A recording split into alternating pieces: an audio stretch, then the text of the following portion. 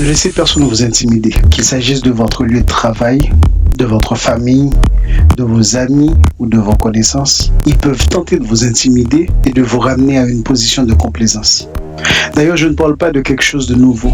Cela arrive tout le temps et peut arriver dans les prochaines heures, que ce soit sur votre lieu de travail, dans votre famille, chez vos amis ou chez des personnes que vous rencontrez. Elles peuvent essayer de vous intimider et de vous ramener dans une position de complaisance.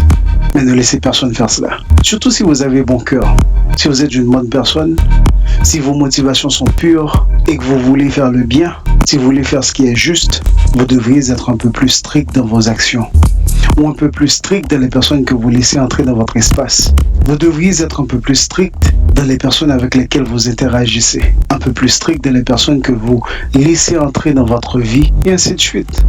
D'ailleurs, il n'y a rien de mal à cela si vous vous comportez bien ou si vous continuez à vous comporter mieux. Donc si vous avez un bon cœur, Dieu connaît votre cœur. Il n'y a rien de mal à cela. Nous sommes maintenant dans cette saison où Dieu nous met vraiment dans une position où nous pouvons exiger le remboursement de nos honoraires. Nous pouvons exiger le remboursement de nos rêves, de nos espoirs, de notre foi. Nous exigeons le retour de tout. Tout ce que le diable nous a volé, nous l'exigeons. Nous devons exiger des certitudes. Alors nous devons tout exiger. Mais soyez prêts. Car il y aura des gens qui détesteront le fait que vous soyez confiants. Ils traduiront cela comme de l'arrogance de votre part. Ne soyez pas surpris s'ils ne tolèrent pas votre honnêteté. Ils n'aimeraient pas que vous soyez sérieux. Ils n'aimeraient pas que vous soyez motivé. Ils n'aimeraient pas que vous soyez ambitieux. Ils vous fuiront, vous éviteront et la plupart d'entre eux vous regarderont de haut pour vous intimider ou vous rabaisser parce qu'ils n'aiment pas le genre de personne que vous êtes devenu. Surtout si vous avez été habitué à faire plaisir aux gens dans le passé. De ce fait, ils n'apprécieront pas votre changement. S'il le faut, ils ne voudront pas du tout que vous changiez. Alors ne vous cassez pas la tête parce qu'ils n'aiment pas le genre de personne que vous êtes devenu. Cette personne révolutionnée que Dieu a fait de vous, ils n'aiment pas ça. C'est pourquoi ils feront tout ce qu'ils peuvent pour vous faire croire que c'est l'œuvre de Satan. Croyez-moi. Bien souvent, les gens essaieront de vous faire sentir mal parce que vous vous aimez vous-même.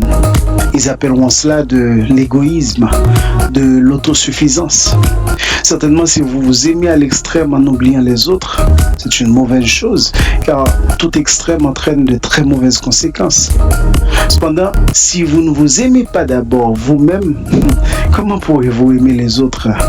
Vous ne pouvez pas donner ce que vous n'avez pas.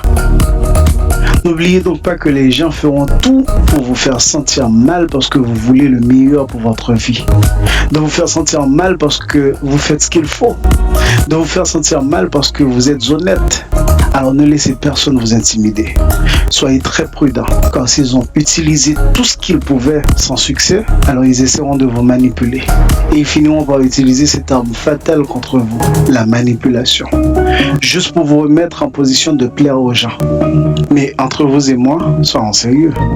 Parce que si Dieu vous a sorti de cette position et que vous avez travaillé dur sur vous-même pendant longtemps, vous devriez évidemment être jaloux de ne pas laisser quelqu'un vous remettre dans cette position où vous étiez captif, où ces démons vous contrôlaient parce que le diable avait légitimement laissé sa marque sur vous. Donc beaucoup de gens essaieront de vous intimider ou de vous rabaisser à travers leurs critiques parce qu'ils veulent en tirer quelque chose. Parce qu'ils savent qu'ils ne peuvent rien obtenir de toi tant que tu as cette mentalité. Alors sachez juste la différence entre une mauvaise personne et une bonne personne. Et comment ferez-vous la différence? Cela viendra de votre cœur et de vos motivations. Et Dieu connaît votre cœur et vos motivations. Ils essaieront de vous dire que vous avez changé ou que vous n'êtes plus la même personne et ainsi de suite. Vous devez donc faire très attention. Car lorsque les gens commencent à dire que vous avez changé ou que vous n'êtes plus la même personne qu'avant, c'est sûr que vous allez commencer à vous dire « Attendez, pourquoi ai-je toujours bon cœur? Mes motivations sont pures. Je ne fais de mal à personne. » Vous voyez ce que je veux dire? Ensuite, vous commencerez à vous interroger sur ce que vous faites lorsque vous êtes seul avec vous-même. Et vous vous sentirez à nouveau en insécurité. Ce qui vous poussera à vouloir modifier vos limites, à supprimer vos restrictions. Et petit à petit, vous essaierez d'être plus gentil, d'être plus ouvert, et ainsi de suite. Et alors, devinez quoi? Vous recommencerez à plaire aux gens à votre détriment. Ne laissez donc personne vous ramener à cette position. Oui, Ils diront que vous avez changé, que vous n'êtes plus le même.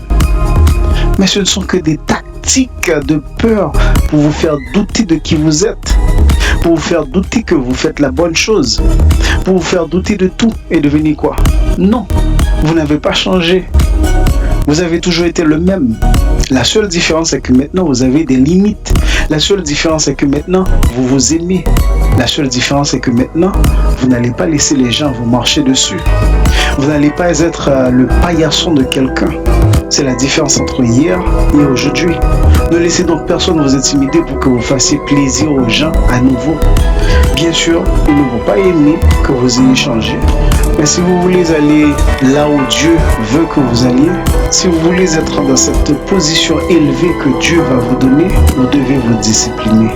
Vous devez être strict, surtout quand il s'agit de choses spécifiques. Vous ne pouvez plus manquer d'autres opportunités dans votre vie. Enfin, rappelez-vous que personne ne devrait être autorisé à vous intimider ou à vous manipuler pour être un plaisantin. Dieu vous bénisse.